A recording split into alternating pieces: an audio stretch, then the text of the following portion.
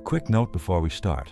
The voice you hear is AI, so I can share this in languages I don't speak natively.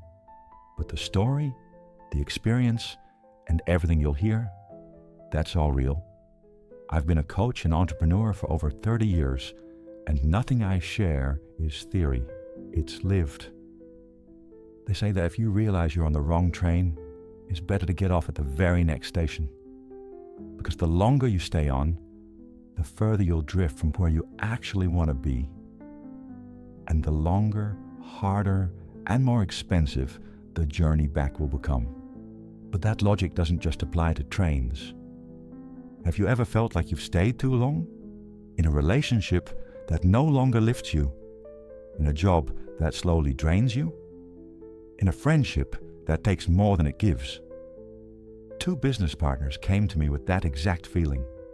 They just didn't know whether the problem was their professional relationship or the business itself. Years ago, they'd boarded that symbolic train together, full of ideas, energy, hope. But now they didn't know what the destination was anymore. And that's when it gets really difficult. Because if you don't know where you're going together, how do you know when to get off? Or whether to stay on at all? Sometimes, or rather quite often, I see people come together out of mutual benefit.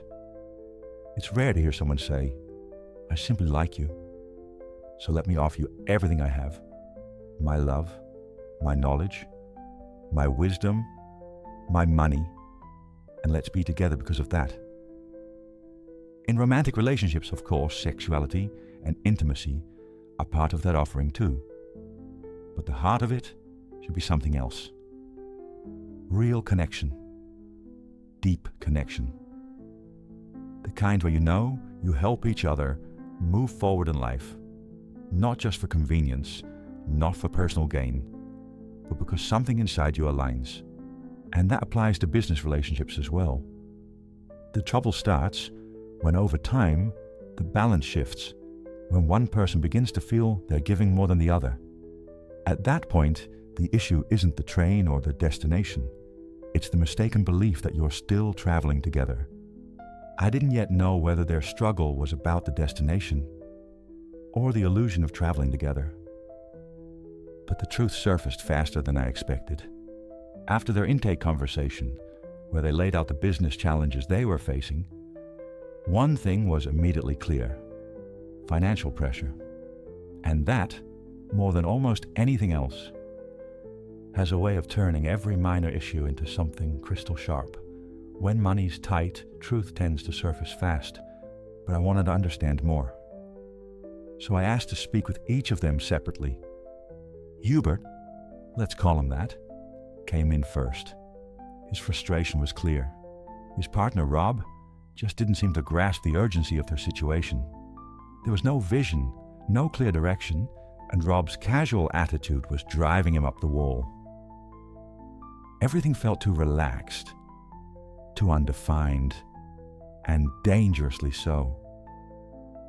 When I spoke with Rob, the story flipped. Hubert, in his eyes, took everything far too seriously. He was constantly stressed, always intense. Their interaction had become more and more difficult, more tense, less enjoyable. And let's be honest, if you've ever had a partner like that, business or personal, it probably sounds familiar. On the surface, their answer sounded hopeful, even poetic, but none of it actually meant anything. Success, adventure, connection, the world, big words, but empty when left undefined. Because unless you know what success looks like on a Tuesday morning, unless you've agreed on what connection feels like when you're both tired and under pressure, you're not really talking about the same thing. You're just using beautiful language to avoid a difficult conversation. And if neither of you dares to ask, what do you really mean by that? Then chances are you're still on the same train, but heading nowhere together. Now I had something to work with. I brought them back together and gave each of them a few sheets of paper. I asked them to answer 2 questions. In writing, separately, without consulting each other. The first question was simple, but not easy. What does your business look like 5 years from now? I asked them to be specific. No vague terms like growth or success. Instead, how many people are on your team? What kind of clients do you serve? What's your revenue? How do you spend your time? What does a Tuesday look like? What are you proud of?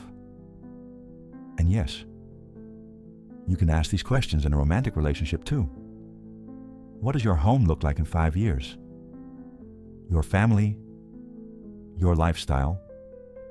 Where have you traveled together? What kind of days do you live? The second question was where the truth usually lives. What role has your partner played in making that vision possible? What exactly have they contributed? What strength have they brought? Their 5-year visions were roughly aligned, at least on paper. But when they described each other's role in that vision, the answers drifted. One offered general praise, the other gave a list of unmet expectations. One imagined collaboration, the other imagined quiet support. It was subtle, but it was there. And this is the moment where the metaphor becomes real. You sit on the train together. You talk, you work, you build. And after a while you assume we must be going in the same direction. We've come this far, haven't we? But you haven't looked at the map in a long time. You haven't stopped to check if the destination is still shared, or if it ever was. That's the danger. Not conflict, not differences, but silence. Because when expectations aren't spoken out loud, when they're not tied to behavior, values, reality, then you're not building together. You're building near each other. And over time, that gap grows. This exercise was their station, their pause. A moment to look out the window and ask, are we still heading somewhere we both want to go? And if the answer is no, or even I don't know, then the most honest thing you can do is decide whether to adjust course together or step off now, before the journey costs more than it's worth.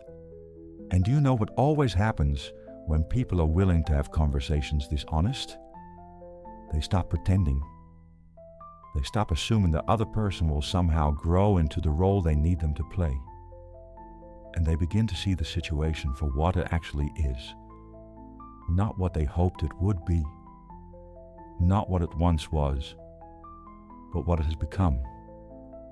Because if you're in a relationship, professional or personal, where deep down you no longer believe the other can support you in the way you need, then the most courageous thing you can do is to acknowledge it.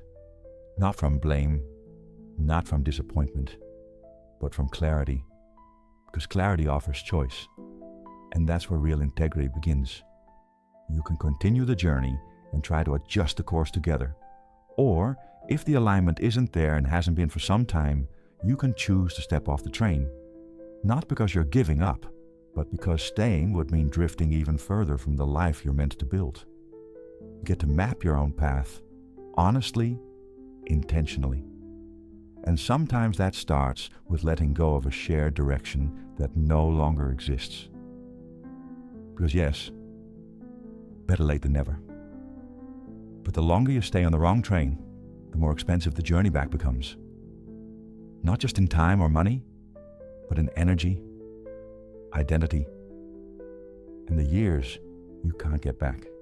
When they first came to me, they believed they had a business problem. Something that could be fixed. A communication issue, a strategic misalignment, maybe a clash of work styles.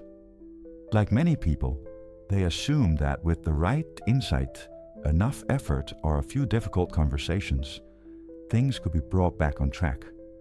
They weren't wrong for hoping that. Most people do. But what we discovered wasn't just a problem to be solved. It was a misalignment that had quietly been growing for years.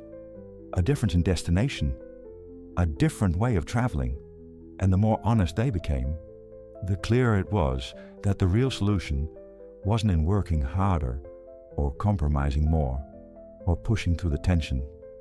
The real solution was stepping off the train. And that's exactly what they did. The business they once built together no longer exists today. And that might sound like a loss until you see what came next. Rob, with his love for people and experience and lightness, became a sought-after consultant. He built something fluid, relational, and true to how he works best. And Hubert, he started a new company, more focused, structured, and aligned with his vision. And it turned into one of the most successful chapters of his career. So yes, they came to me to fix something, but by stepping off at the right station, they may have gained far more than what they originally set out to save. And maybe that's the real win.